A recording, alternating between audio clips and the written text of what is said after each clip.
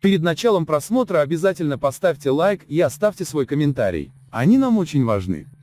Молодым пациентам с симптомами COVID-19 ставят диагноз пневмония, пожилым сердечная недостаточность. В областные больницы Туркменистана продолжают поступать пациенты с симптомами COVID-19, многие в тяжелом состоянии. Есть смертельные случаи. При этом лечебные заведения один за одним закрываются на карантин, либо перестают принимать пациентов из-за переполненности. Об этом 17 декабря сообщили корреспонденты АЗТЛК в Туркменистане. Официально COVID-19 в стране не существует. По данным корреспондентов АЗТЛК в Мары, в этом вилаяте заболевших много в этрапах Мургаб, Байрамалы, Елатен и город Мары. В регионе много людей поступает в больницы. Высокая смертность в этрапе Байрамали. Пациентов в наиболее тяжелом состоянии направляют в инфекционную больницу Елатен. Инфекционные больницы в Сокарчаге и Мургапе переполнены и больных не принимают. Обращающихся за медицинской помощью в данный момент отправляют в санаторий Мелтим.